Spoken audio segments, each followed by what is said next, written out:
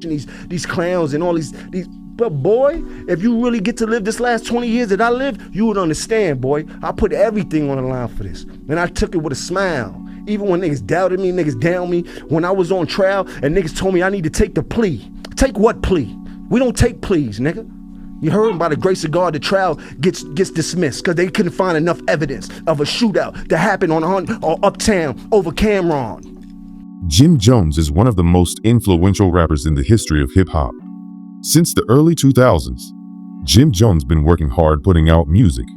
Not only did he make classic songs and introduce the world to New York gangbanging, but he has a huge influence on hip-hop fashion. Jim Jones is considered to be one of the best-dressed rappers in hip-hop history. He's responsible for starting the whole rap rock star trend. His fashion IQ and gang affiliation is what made fans attracted to the Diplomats.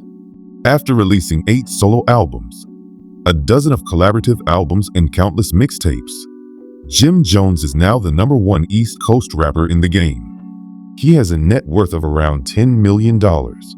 Went from being a hype man, background dancer, bodyguard, and manager to now being a legendary rapper.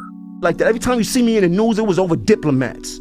When I get sued and shit like that, it'd be over Diplomats. When I'm kicking ass, when I come to the club 30 deep, it did what? It made the Diplomats look good. You heard? When I'm banging blood, it was good for them, right? It was good when it was good for them. You heard? When it wasn't good for them, oh, nobody wanted to be a part of the Bloods. But when the Bloods became popping and it became the notoriety of the Blood started becoming, oh, everybody want to turn blood. This is the Jim Jones story.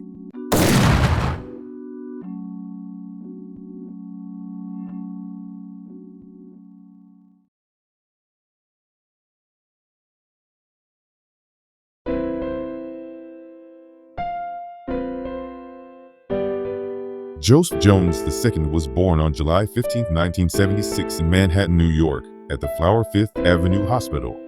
His mother is Aruban, and his father was Puerto Rican. Jones' mother's side of the family left Aruba and came to America in the 60s and 70s. He lost his father at an early age to HIV. Most of Jones' family moved to NYC in boroughs such as the Bronx, Queens, and even Harlem. Jones temporarily lived in the 1199 Plaza in East Harlem with family members and attended St. Anne the Personal School. St. Anne was a Catholic school, elementary, and middle school. On the second floor at the 1199 Plaza, a 6-year-old Jones meets a 11-year-old future entrepreneur Damon Dash. Jones later moved to the Bronx on 237th of Furman White Plains Road. According to Jones, his family were one of the only black families in the neighborhood. Jones later relocated to Weeks Avenue. At an early age, Jones watched his mother, uncles and aunts deal and use drugs. Growing up in a rough neighborhood, Jones had to learn how to fight. His mother Nancy nicknamed him Joe, and his grandmother gave him the nickname Jomo. Jomo is an acronym for Joy of Missing Out. The nickname stuck with Jones when he got older. A young Jomo attended church every Sunday with his grandmother. He attended Cardinal Hayes High School for Boys, a private school located in the Bronx. There, him and Freaky Zeke reunites. The two had first met back in the 3rd grade at St. Anne the Personal School. Jomo and Freaky Zeke sold candy at school to buy new sneakers and clothes. The two became close friends. Not only did they both love sneakers, but they both loved to fight as well. They would often get into brawls and even sometimes get beat up together. Jomo would later start working at the corner store in the neighborhood. According to Jomo, he even began dealing crack on the side. He graduated from high school a year early and began working at a law firm. No, Jomo wasn't a lawyer or anything. He was a part of a program that gave inner-city kids part-time jobs. After working at the law firm for a few months, Jomo quit and became a full-time drug dealer. He was now living with his grandmother on the east side of Harlem in Taft Housing Projects in apartment 5H. His cousin Doe lived a few buildings down. Doe made sure that Jomo was good in the projects. Taft houses became Jomo's home. At the time, it was dangerous hanging out in the projects. Jomo witnessed a lot of shootings and murders in the neighborhood. It didn't take him long to make a name for himself in the streets. Fist fights and shootouts were common for a young wild Jomo. Sometimes he would even call Freaky Zeke to come help him fight with Cruz. Around this time, Jim befriends an up-and-coming rapper from Harlem who went by the name Killer Cameron. The two had met at the 1199 Plaza Recreation Center years prior. Cam lived in the plaza with his grandparents. Cameron, back then known as Flea, was known in Harlem for being a good basketball player. Many thought that he was going to the NBA. Cam was kicked out of Navarro Junior College after pistol whipping someone. When Cam returned to Harlem, he began making music with his childhood friends Derek Armstead, also known as Bloodshed, Mason Betha, then known as Murder Mace, and an up-and-coming producer who went by the name Six Figure Digger. After Cam was featured on Big L's 1995 debut album Lifestyles of the Poor and Dangerous, the Harlem-based rap group Children of the Corn, also known as COC, was born. The group consisted of Big L, Herb McGruff, Bloodshed, Murder Mace, and Killer Cam. Although the group only recorded a few songs together, COC was a big deal in Harlem. In 1995, Jomo's grandmother dies and leaves him her apartment. Due to Jomo not wanting to be alone, he would often invite his friends over to hang out. He would eventually invite Cam, Bloodshed, and Mace over. They all quickly became good friends with Jomo. Jomo's apartment became a hangout spot and a trap house. One day, Mace decided to teach Jomo how to rap. The two went into a bedroom, and Mace gave Jomo a simple breakdown on how to write bars. It took some time, but Jomo eventually caught on. Mace had mastered rapper Lord Finesse's rapping style. This same style was also used by both Big L and Cam as well. It took a while, but Jomo slowly became a decent rapper.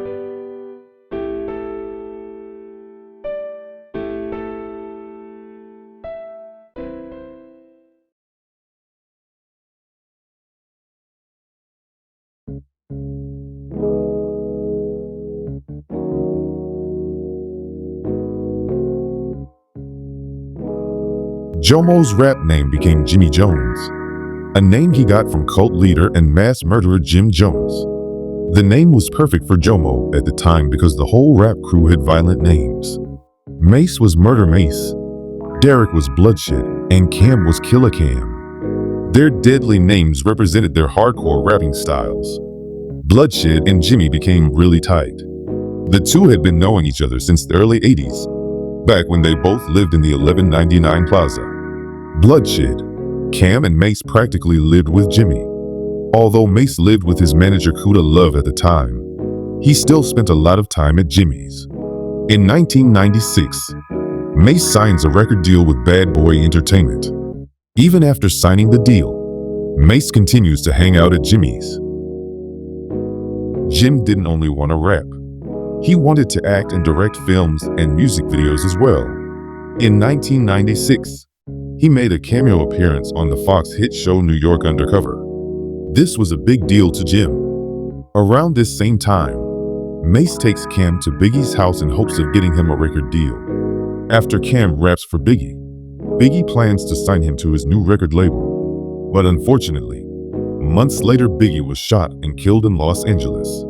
Cam was now depending on his best friend Mace. But according to both Cam and Jim, Mace began moving funny.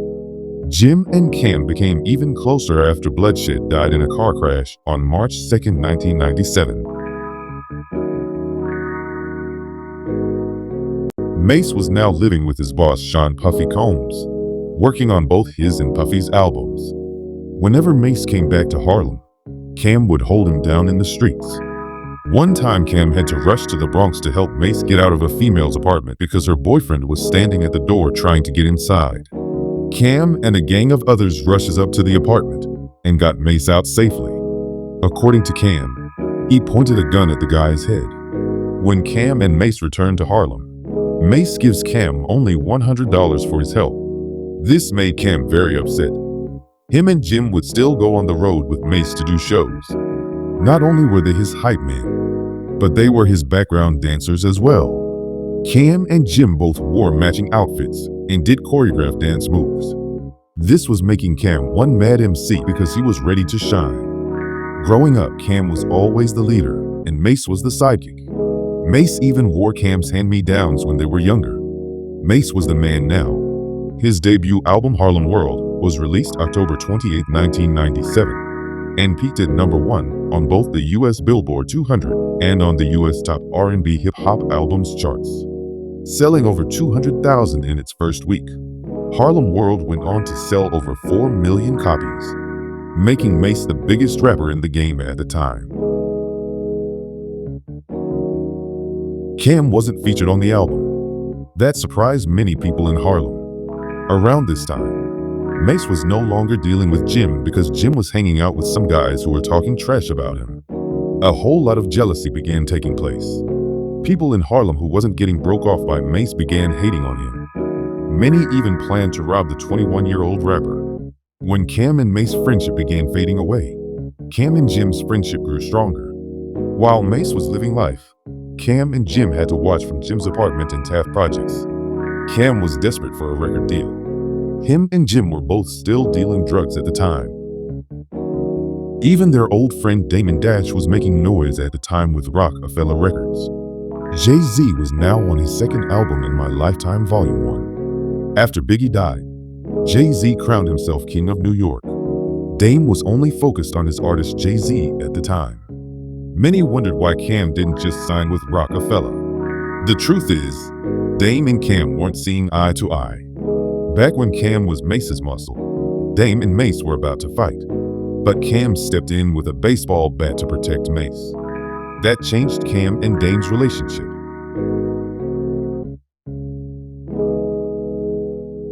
One day, Cam and Jim decided to go to the Lox video set. The Bad Boy rap group was filming the Always Love Big Papa video in Harlem. They didn't go there to pay their respects to a deceased Biggie. They went there to talk to Biggie's former business partner Lance Rivera. According to Jim, he approached Lance and told him that Biggie was planning to sign Cam. Lance knew about Biggie and Cam's conversation already, so he agrees to meet with Cam and work out a deal. Within weeks, Cam was signed to Lance's record label Entertainment and began working on his debut album, Confessions of Fire. Cam signed a horrible deal, receiving only $60,000. After moving to New Jersey and buying a car, Cam was pretty much broke. He still spent a lot of time at Jimmy's.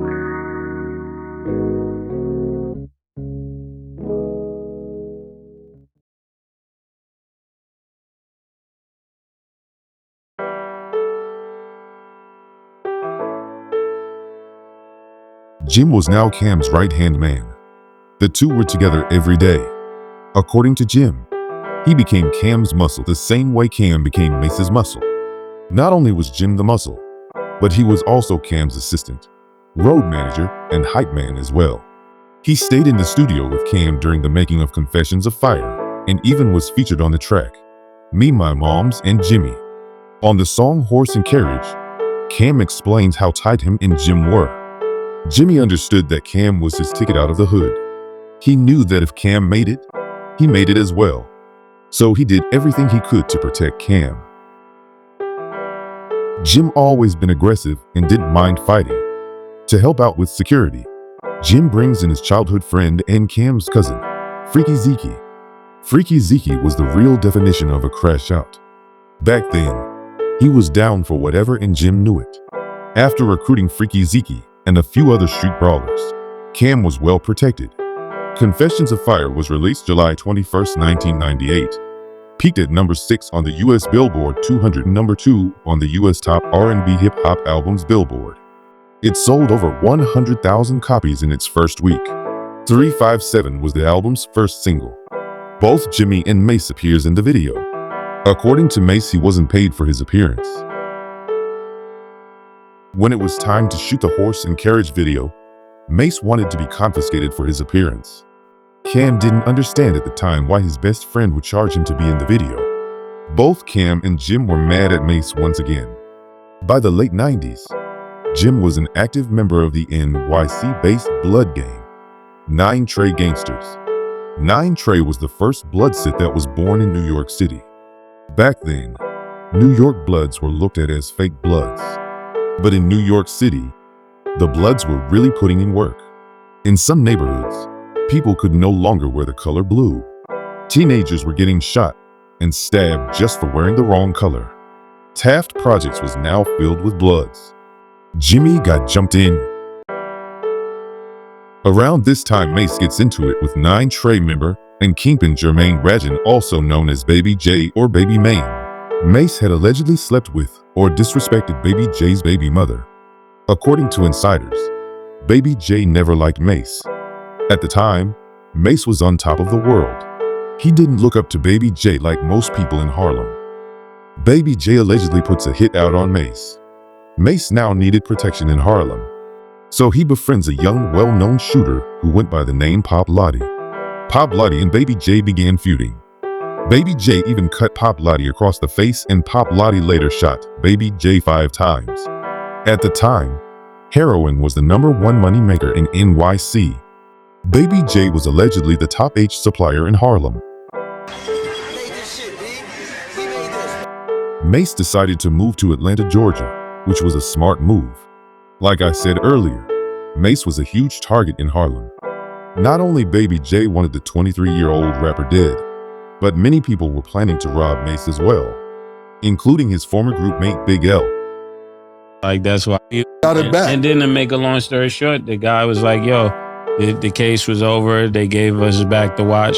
And it was like a week later we found out that it was Big L. And I just messed up everything because I'm like, yo, this nigga is hating big time, bro. Baby J even began attacking Mace artists because he couldn't get to Mace. Rapper Cardan, who was a member of the rap group Harlem World, All Out chain was snatched by Baby J at a basketball game. Baby J was a real killer. He caught his first known body when he was 17 years old. Back in 1991, he was sentenced to 4 years in prison for shooting a man to death. Baby J was one nasty boy. He was even cutting people in prison. In April of 1999, Mace announces his retirement on Hot 97 radio station. He was ready to turn his life over to Christ and become a pastor at an Atlanta church. On his sophomore album Double Up, Mace disses Baby J on a few tracks. This only made things worse. Bodies began dropping in the streets of Harlem.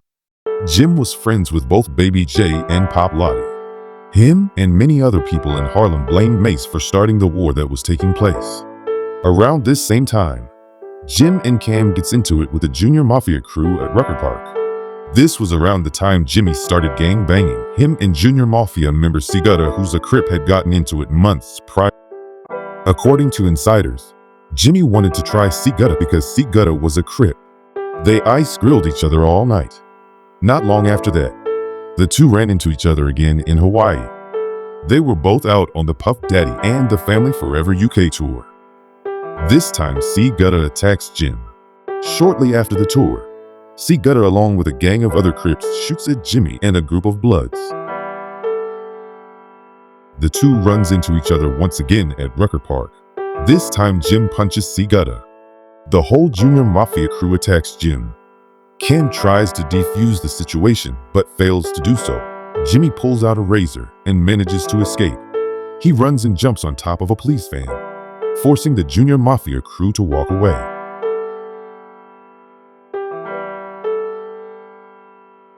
While working on Cam's sophomore album, the crew were still deep in the streets. Cam had blown all of his deal money. Entertainment was now over and Cam was now signed to Sony. Jim was featured on 2 songs on the SDE album. Around this time, a 16-year-old by the name of Joel Santana came along and gave the crew a different sound.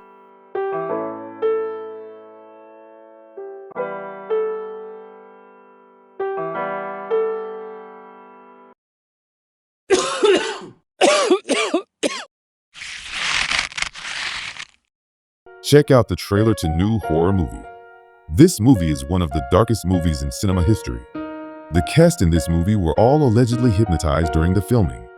Cast members were hospitalized, and some even died while making this film. A few cast members were arrested for murder and other violent crimes. This is the realest horror movie you'd ever see. Here's the trailer to Junior Heist. I am now standing at the crime scene where 3 children were found dead early this morning. The 3 children were reported missing late Monday evening. Mom, they'll find a serial killer soon. Watch. Rockburg is way too small.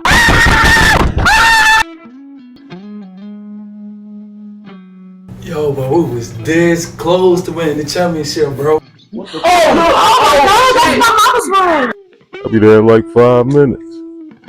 What my guys and I saw this morning in the bathroom, it's gonna haunt us for the rest of our lives.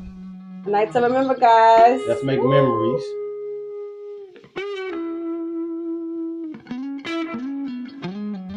We found the heads in the sink.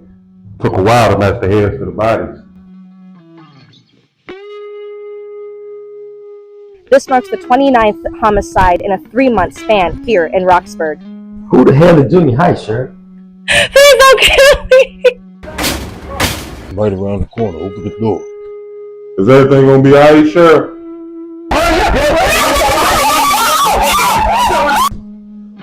Sure hope so, detective. Sure hope so.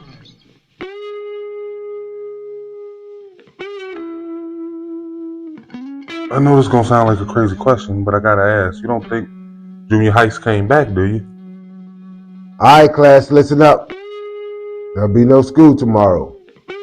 Unfortunately, the 3 girls that were missing found them dead in the bathroom. It's not a game. I'm scared. I don't got no service, y'all. What you mean you got no service?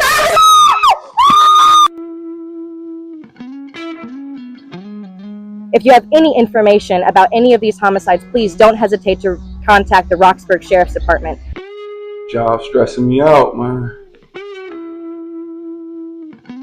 Only in selective theaters, March 25th.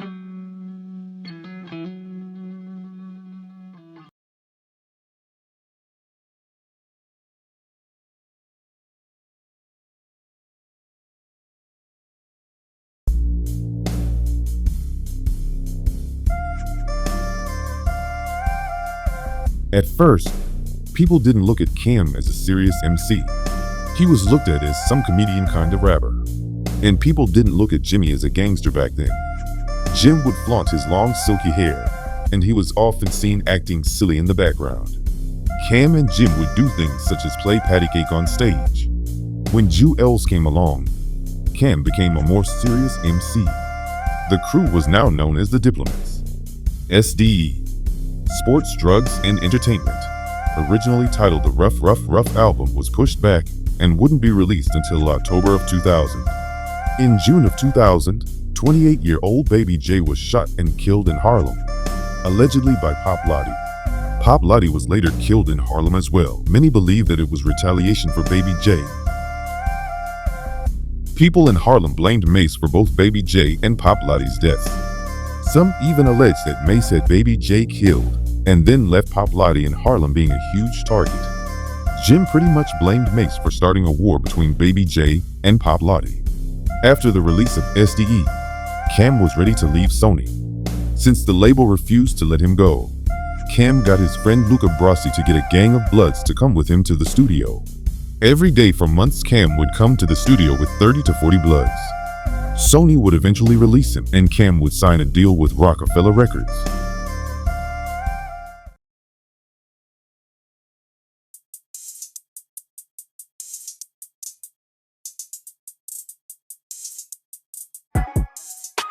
Rockefeller was the biggest rap label in the game. Dipset made The Rock even bigger. Cam Ron's next album, Come Home With Me, went platinum. The Diplomats' Diplomatic Immunity album went gold, and Juelz Santana's first album, From Me to You, sold over 300,000 copies. Jim directed all of the Diplomats' early music videos. He gave the group a raw street look that attracted street people all around the world to the Diplomats. It was a big deal seeing a bunch of fly New York City Bloods in a music video. Although Cam didn't gang bang, it's obvious that he liked being around it. It made him look good, and it gained him more fans. Cam was the flyest Diplomat member at the time, hands down. Jim had more of a rugged, hanging out in the projects look. Back then, Jim always looked like he was up to something. He was slowly becoming a better rapper. In the beginning, Cam had written some of Jim's rhymes. When you listen to Jim on Confessions of Fire, you can hear Cam's rhyming style and Jim's flow. By the time Cam had signed to Rockefeller, Jim was a decent rapper and was writing his own rhymes. It was now Jim's turn to drop an album. He wanted $1 million deal. He went to talk to Dame Dash, and Dame laughed in his face. Dame didn't think that Jim was a good rapper at the time. Jim even tried to get signed to other labels such as Murder Inc., Bad Boy, and several other labels. No one took Jim serious. He would later sign an independent deal with Koch Records and release the single Certified Gangsters. Certified Gangsters became a minor hit. The song reached number 80 on the Hot R&B Hip Hop Songs Billboard. Certified Gangsters made Jim Jones a popular rapper. It also made him some fans' favorite Diplomat member. Certified Gangsters introduced the world to New York City gang banging, and it also introduced the world to West Coast rapper, The Game. On August 24, 2004, On My Way to Church was released and debuted at number 18 on the Billboard 200. The album sold over 40,000 copies in its first week and over 200,000 copies altogether. That same year, Jim and Cam gets into a heated argument with Mace on Hot 97. You already know why you left Harlem. R.I.P. Baby Man and R.I.P. Pop Lottie. That's why you left Harlem. You ran up out of there, Beffa. I moved from Harlem before that. Did you have a congregation in Atlanta? God forgive Jimmy. What happened with, tell the people what happened with Lottie. Did Lottie escort you out of Harlem before? Who Baby Man and Pop Lottie. Ask them about that, Miss Jones. Ask them why you left Who are they, Harlem. Mace? They're actually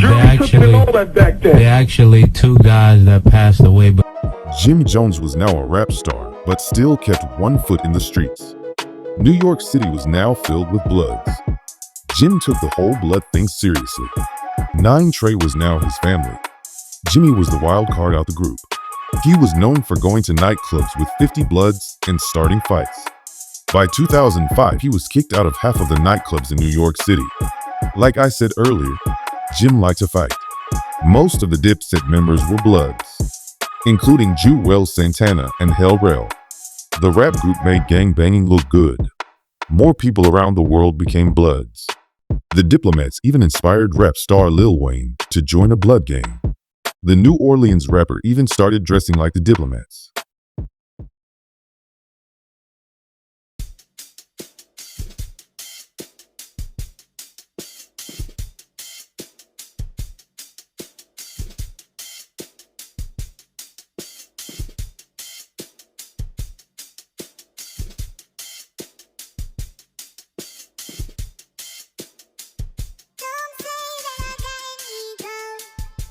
Rockefeller Records was now over. Jay-Z and Dame Dash parted ways and let the Diplomats be free agents. Jim was comfortable working with Koch Records. He immediately began working on his sophomore album. Even with Jewels, they all know I put my life on the line for this. I've been to trial for this. I've been on America's Most Wanted for this. I've been on gang files for this. Carlos Thompson, also known as Zoo, was one of Dipset's enforcers. On June 16, 2005, Zoo was accused of handing a 13-year-old boy a gun to kill a 15-year-old by the name of Phoenix Garrett. Garrett was allegedly in the neighborhood selling bootleg Dipset CDs when he was approached by Zoo and a gang of other 9 Trey members. Jim was allegedly present at the time. After approaching Garrett, a confrontation erupted and 15-year-old Phoenix Garrett was shot and killed. This incident caused a lot of problems in Harlem. Some people blame Jim Jones for Garrett's death. According to Garrett's older brother, Jim could have stopped the whole thing, but instead, he just stood there and watched. Zoo would go on the run for years. This is when Harlem's OG Gangster Lou began feuding with Jim. Gangster Lou is a living legend in Harlem. In the 80s, he ran with Rich Porter, Azzy Faison, and Alpo Martinez. Gangster Lou allegedly put in a whole lot of work in the streets. Jim felt like he needed some extra help. He reached out to a gangster from Chicago who went by the name Jojo Capone. Jojo Capone was a friend of Cam and Jim. The two met Capone back when Cam was living in Chicago in 2001. Capone introduced Jim to a crew of wild Puerto Ricans from the Lower East Side of Manhattan. Roberto Guzman Rosado Jr., also known as True Life, grew up in Smith Projects. Smith Projects was a wild and dangerous place. By the early 2000s, True Life and his crew were known for putting in work. After meeting Jimmy, they instantly became his muscle. Many say that Gangster Lou had Jim fearing for his life. According to True Life, he gave Jimmy a bulletproof vest to wear. Dipset began dissing their former boss Jay-Z in songs. This feud would go on for years. It all started when Cam signed to Rockefeller back in 2001. The Diplomats walked around the office as if they owned it. Damon Dash obviously gave them more freedom than he gave the other artists that were on Rockefeller. Within months, Cam had a small office. He stole beats and even erased Jay-Z's verse off the Old Boy remix. Things really went left when Dame planned to make Cam vice president of Rockefeller Records. Around this time, Dipset gets into it with members of BMF at a Miami nightclub. The BMF members poured alcohol on the Diplomats as they entered the nightclub. Jim and several others decided to go upstairs to confront the BMF members and a brawl take place. Some BMF members were even stabbed. The word quickly gets back to BMF leader Big Meech, and the crew plans to get revenge the following night. The following night, BMF went to the same nightclub 40 men strong. The Diplomats sneak out of the nightclub and make their way back to the hotel. Before they could make it back to the hotel, they were surrounded by armed BMF members. The BMF members were only looking for Jimmy, so it's safe to assume that Jimmy was the one who did the stabbing the night before. Jim breaks and runs, managing to escape. Cam talked it out with the BMF members, and a meeting was later scheduled between the two parties. Only Jim and a few others came to the meeting. Cam didn't attend the meeting for some reason. Jim and his crew were outnumbered at the meeting. Big Meech respected Jim for having the heart to attend the meeting. BMF and Dipset ended up becoming good friends. On August 23, 2005, Jim Jones' sophomore album, Harlem, Diary of a Summer, was released and debuted at number 5 on the US Billboard 200 chart. It sold over 70,000 copies in its first week.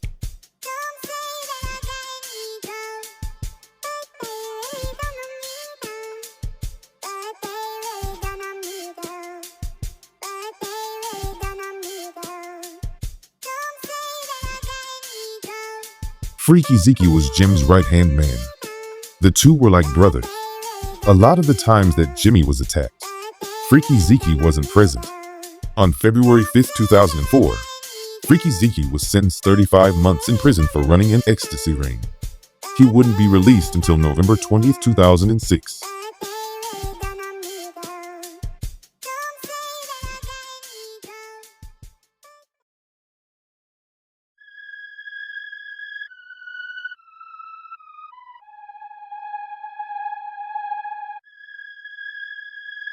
Around this time, Jim was planning to do his own thing. According to Cam, Jim asked him what he thinks about faking a beef. This didn't sit right with Cam. He told Jim that would only confuse the fans. Jim was planning on starting his own label, Bird Gang Records. He even had a few artists who he planned to put out. One of the artists was a young smooth guy from Harlem by the name of Charlie Rambo, better known as Max B. Max B tried to get signed to Dipset, but Cam didn't feel his style at the time. Jim seen the greatness in Max B and made him a member of the Bird Gang.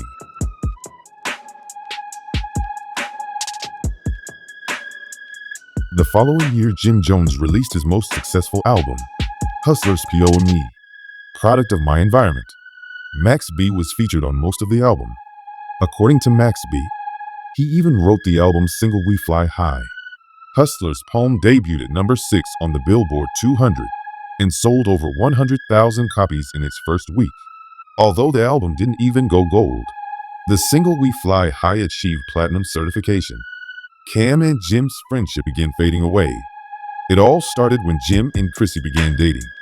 According to Cam, Jim was spending a lot of money on Chrissy and not sending his incarcerated friends any. Cam then decides to be petty and get t-shirts made calling Jim Tricky Ricky. That was it for Jim. He decided to keep his distance from Cam. It was so bad that Jim didn't even want to work with anyone who worked with Cam. This was the ending of the Dipset. According to Jim, Cam wasn't a good leader. After the release of Cam's 4th studio album, Purple Haze, Cam began distancing himself from many Dipset members. Everyone had love for Cam, but they rocked with Jimmy a lot more. Members such as Juelz Santana, Hellrail, and even Cam's blood cousin Freaky Zeke were all closer to Jim. During this documentary, I noticed that Cameron didn't participate in any of the brawls, and Jim was always the frontline soldier. And I took it with a smile. Even niggas doubted me, down me. When I was on trial, told me I need to take the plea. Take what plea? We don't take pleas. You heard? By the grace of God, the trial gets dismissed because they couldn't find enough evidence of a shootout that happened on or uptown over Cameron. Jim was now a boss himself, and the 9 Trey Blood gang was now heavy in other states such as Atlanta, North Carolina, and Virginia. Jim could have become the East Coast Suge Knight if he had wanted to, but he was smart. Jim knew that he was being watched by the police.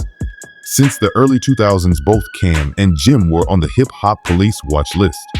Although Jim didn't abuse his power, he allegedly decided to stop paying for protection in New York to non-9 Trey members. Chicago ran down on you at the hip-hop summit, man. It was 100,000 Muslims in there. They ran down on you there. You disrespecting Farrakhan. Now here you running with 99 Muslims. Hold on. Like, he's saying he's the kid said he's the Kufi smacker. The Kufi's a religious piece. You know what I mean? Jojo Capone and True Life were no longer getting paid by Jimmy. This is when True Life began attacking Dipset. Not only did he allegedly rob Jim for his jewelry, but he also allegedly jumped on Cam outside a nightclub. According to Cam, he didn't even know who True Life was. True Life was one nasty boy. Now let me clear this up. When I say nasty boy, I'm not talking about the boys Janet Jackson was talking about back in the day. When I say nasty boy, I'm talking about a real stepper. Someone who put in work. In my old neighborhood, we called our ops nasty boys. When they came sliding on our block, we said, "Here come those nasty boys again." Or sometimes we'd call up the big homies and say, "A car full of nasty boys just came through." True Life attacked Dipset whenever he could. He even allegedly robbed Dipset's affiliates Purple City. Around this time, Cam and rapper 50 Cent were feuding. Jim began working with 50 Cent and G-Unit, confusing fans. This made Dipset look weak. Everyone always looked at Jim as Cam's brother, friend, business partner, and enforcer. It was clear that something was wrong. To be real, Dipset began looking like snakes.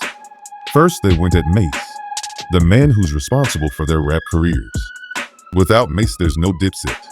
And then they went at Jay-Z and Rockefeller after they helped them become who they were at the time. If the Diplomats never signed to The Rock, Cameron's career would have went way different. It wouldn't be no Oh Boy, no Hey Ma, no platinum album. After seeing Jim with 50 Cent, that was enough for the fans. Jim began focusing on starting his own record label, Bird Gang Records. He signed Mel Matrix, NOE, Max B, and several other up-and-coming artists. Most of the Bird Gang artists were Bloods. A Far Rockaway rapper by the name of Stack Bundles was another artist Jimmy signed to the label. Bundles began taking over the NYC underground rap scene. He would have probably been Bird Gang's biggest artist, but unfortunately, he was shot and killed on June 11, 2007.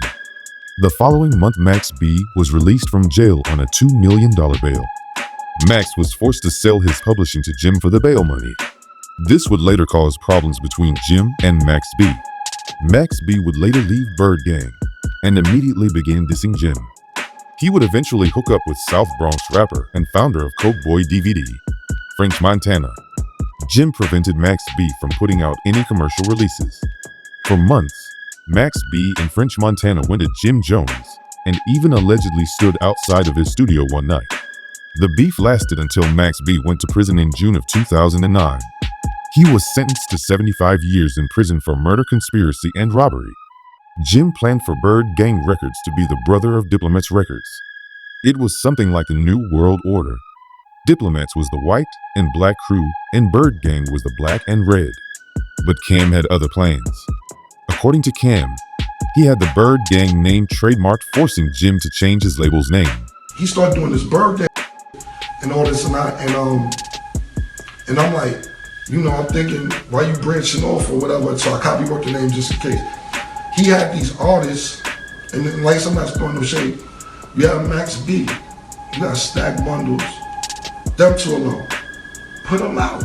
You could have ate, you know what I'm saying? Jim kept using them for his albums instead of putting them out. On March 24, 2009, Pray for Rain was released under E1, Columbia and Sony Music Entertainment. It peaked at number 9 on the US Billboard, 1 on the US Billboard Top Rap Albums, and 2 on the US Billboard Top R&B/Hip Hop Albums. Dipset was now in Jim's rear view.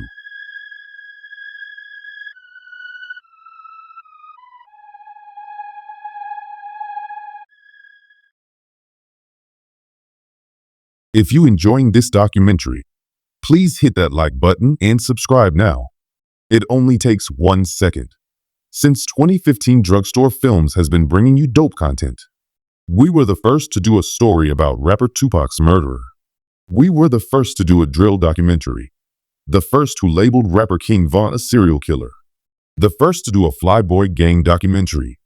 We should be one of the top street channels on YouTube. Show us some love and ride with us to the top. And don't forget to check out our new horror movie Junior Heist. It'll be streaming on multiple platforms soon. Thank you.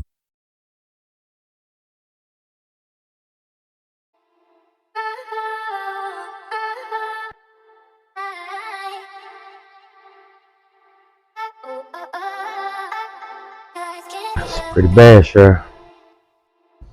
Monet, people getting killed left and right. I know, Ma. I'll be fine. I'll be there in like 5 minutes. Last month, Roxburgh Sheriff Jason Dawson gave the town a 6 o'clock emergency curfew. Only essential workers are allowed outside after 6 p.m. Grocery stores, restaurants, and shopping centers will all continue closing at 6 p.m. until further notice. You come to a Halloween party tonight. A Halloween party?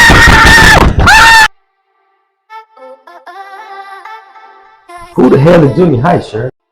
All right, class, listen up. There'll be no school tomorrow. Unfortunately, the 3 girls that were missing, it was found dead in the park bathroom. We found the heads in the sink. Took a while to match the heads to the bodies.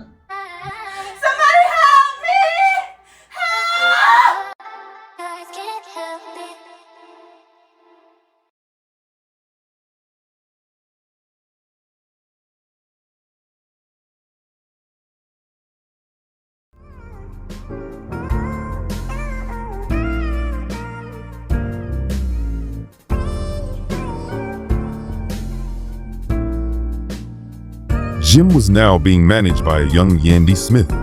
Back in 2005, Yandy left her management gig at Violator to manage Jim. Yandy was a go-getter. She worked with huge artists such as LL Cool J and Missy Elliott. In 2009, Jim put out a documentary DVD by the name of This Is Jim Jones. He also released a film called Red Apples Falling. In 2010, Jim and Dame Dash started a record label together by the name of Splash Records. Things quickly fell apart and caused tension between Jim and Dame. In 2011, Jim and his girlfriend Chrissy had supporting roles in the VH1 reality show Love and Hip Hop. They're the reason the show became a huge success. Chrissy basically tries to get Jim to marry her. The couple returned on season 2 and then left the show to star in a spin-off Chrissy and Jim series. Chrissy was ready to get married and Jim wasn't sure. Since the 80s, Jim knew of Chrissy. Back then, she allegedly dated kingpins such as Rich Porter and Alpo Martinez. In 1996, Jim and Chrissy met at a marketplace in Harlem. Jim was with Mace. At the time, Jim didn't have enough money to pull a woman like Chrissy, but the two would meet again years later when the Diplomats was the hottest thing in the streets. 80% of the rappers in the game were now dressing like Jim. In 2006, Jim began changing hip-hop fashion. Baggy clothes slowly became corny. Everywhere you went, you seen fellas wearing tight breeches and tight shirts. Jim even influenced guys to wear tight underwear. Those big boxers that we all wore were now embarrassing, and regular leather belts were now only for old men. Jim made fancy belts and pocket chains popular. It was now cool to dress like a rock star. Jim began working out and getting buff. That made him look even better in tight clothes. More guys began hitting the gym for the same reason. So it's safe to say that Jim inspired people to get in shape. In the winter of 2011, Yandy quit managing Jim. Unfortunately, Yandy and Chrissy didn't get along. The two went at it for years until Yandy decided to walk away. Jim and Chrissy even allegedly tried to get Yandy beat up by a group of Chrissy's friends one night at a hotel. Lucky for Yandy, her boyfriend Mendices Harris was present that night. Mendices is a gangster from Harlem who was knee-deep in the drug game. He allegedly made $100,000 a day in the streets. Mendices was good friends with most of the Dipset members. After the altercation at the hotel, Mendices and Jim gets into a fist fight back in New York. Came back to New York. He said he wanted to squash it and make sure that nothing came out of Miami. And then when he came over there to my projects, which he stupid nigga didn't even know that was my projects, he just thought he had college from a federal prison. Hold on, Mendices. Hold on, let me just catch everybody up to speed. Jim and Mendices had words exchanged in Miami over Chrissy and Yandy. And basically, they was going to squash it in New York, so Jim goes to Mendices' projects to go meet him. That's where Mendices at in this story right now. Right, so when I got over there, he was talking calm at first, and then he just started getting loud, and then when he got loud, that was it. Over the next several years, Jim continued putting out music and acting. He managed to stay relevant while other former Dipset members were forgotten. In February of 2017, Jim signed a deal with Roc Nation. That same month, he went on Hot 97 and had the biggest interview in his career with Funk Flex. In the interview, Jim sends shots at his former friend Cameron. Cam fires back just one day later live on Instagram. The public feud didn't last long. The two were back friends in the fans' eyes. But the truth is, Jim and Cam still weren't seeing eye to eye.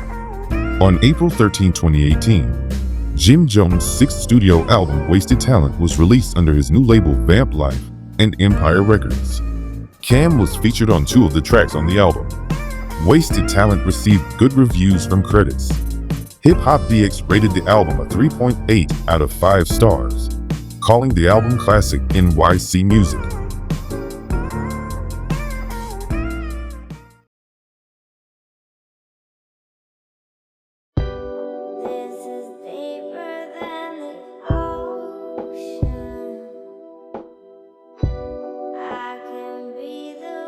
Around this same time, a member of the 9 Trey Bloods was becoming a huge rap star.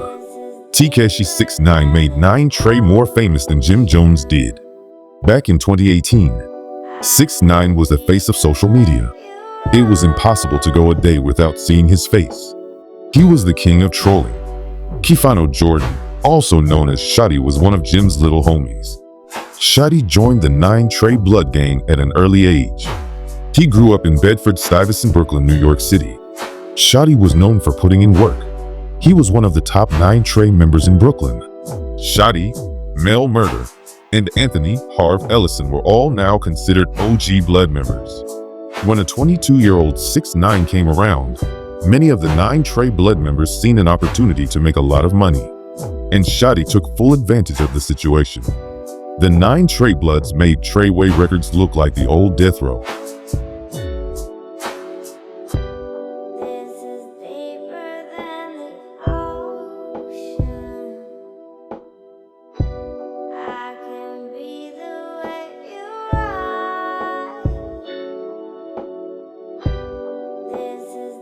The 9 Trey Bloods only looked at 6ix9ine as a ladder to come up. The top members called him food. When 6ix9ine stopped feeding some members, he was robbed and kidnapped. This is when the 9 Trey Bloods began extorting the young rapper. Around this time, 6ix9ine began accusing Shotty of sleeping with his child's mother, and the feds began popping up about the Barclays shooting. 6ix9ine no longer wanted to work with Shotty and affiliate himself with 9 Trey. He was now doing his own thing. Boy, that's what he trying to do. That's what he trying to do. He trying to live. He trying to separate himself. That's cool, but now he gotta get violated. Yeah, super violated. Super duper. So ain't too much he can really do unless he go run around with 100 armed securities all day. You know what I'm saying? He gonna get shot at penny. He ain't getting enough money for that. On November 18th of that year, Shotty, 6ix9ine, Mel Murder, Fubanga, Ish, and Crippy were all arrested and charged with federal RICO and firearm charges. 6ix9ine began cooperating with the feds. He told them everything he knew about the 9 Trey Bloods, and he tried his best to bring down Jim Jones. Many wonder why Jim haven't been indicted after the tapped phone call with Mel Murder. Well, after having one of my lawyer friends listen to the tape, I can tell you that Jim didn't give out any orders. It's clear that Jim was only giving a friend advice. And according to their report, they say Jones was in the back seat of a car that Coweta County deputies pulled over after a chase. Jones was arrested on possession of drugs and a handgun. In 2020, during the COVID-19 pandemic, Jim started Quarantine Studios. Quarantine Studios was a virtual recording studio that helped artists collaborate from anywhere in real time. The following year, Dipset reunites to do a versus battle against their old music rivals, the Lox. To Jim, this versus battle was a big deal. He really wanted to perform at Madison Square Garden, but Cam didn't really want to do the versus battle. He had plans to go on a Dipset reunion tour. According to Cam, Jim practically begged him to do the versus battle. Cam ended up working out a sweet deal with producers Swizz Beatz and Timberland. The Lox versus Dipset battle was huge. In the mid-2000s, the two camps took over the streets with their mixtapes. Dipset and D-Block kept hardcore NYC music alive those days. It was clear that Dipset didn't come prepared for the battle. The Lox walked away with an easy victory.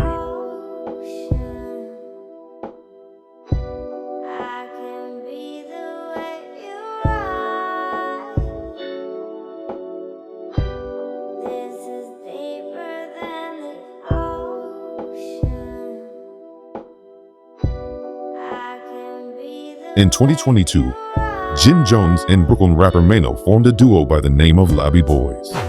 Back in 2009, Jim and Mano had a minor beef after Mano's Rumors song was released. In the song, Mano said that he heard that Cam'ron was robbed in California, and he said that he also heard that Freaky Zeke snitched on the robbers. This made Jim upset. He would later run into Mano in an Atlanta shopping mall. Jim was with 30 to 40 Bloods, and Mano was only with 3 other people. Fortunately, the two rappers talked it out like men and later became good friends. On May 27, 2022, the Lobby Boys album was released. The album was inspired by both Jim and Mano's project Lobbies. This was one of the best albums that came out that year. Harlem and Brooklyn came together and created a solid project. Cam and Mace reunites and become good friends again. It was only right. It took Cam years to realize that he was in the wrong. After appearing on a few podcasts together, the two decided to start their own podcast in January of 2023. It Is What It Is quickly became one of the biggest sports shows on YouTube. In December of 2024, 50 Cent appeared on Cam'ron's podcast as a special guest. During the interview, Cam and 50 jokes about Jim switching sides back in 2007. Jim appears on the Justin LaBoy show weeks later and sends shots back at Cam and 50 Cent. Days later, Cam responds on the Is What It Is podcast. Many believe that Cam took it too far and even started the whole thing. From the outside looking in, Cam looked like a horrible friend. You are not from Harlem. Why do you keep thinking that you are from Harlem, bro? You are not from Harlem. I did not grow up with you, my nigga. I did not grow up with you. Contrary to what you believe, I did not grow up with you. You are from the Bronx. Did your grandmother live? Did your grandmother live in Harlem? Yes. Did you come see her? Yes. In February of 2025, Jim Jones' 8th studio album At the Church Steps was released. The album's single This Still Harlem became a minor hit. Jim became the only trending New York rapper around this time. After dropping This Still Harlem, Jim immediately dropped a remix featuring Juelz Santana, Dave East, Susie, and Vado. Jim didn't stop there. He dropped the album's next single Jomo, sending shots at Mace and Cam. Jomo became one of Jimmy's best songs in his 23-year career. Not only did he send shots at Mason King, but he used the same rapping style that Mace taught him as well. In the video, Jim proves to the world that he's an official Blood member. Some of the video was shot in Compton on Piru Street, the block of one of the original Piru sets. At the Church Steps is one of Jim's best albums. Jim Jones is now a top 10 New York rapper and a top 5 Harlem rapper. You can't talk about Harlem without mentioning Jim Jones. He remained relevant for over 20 years. Jim Jones always stayed in the swing of things. Everything from fashion, music, business, and even gang banging, Jimmy made it all look good.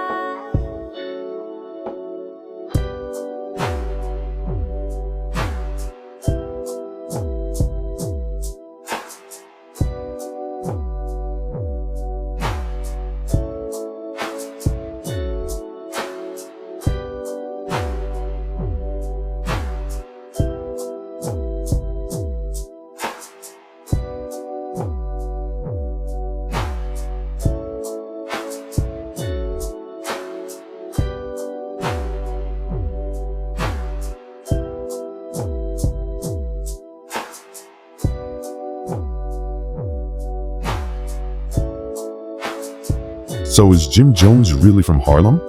Yes, he is. The proof is in this documentary. I hope you enjoyed it. Peace.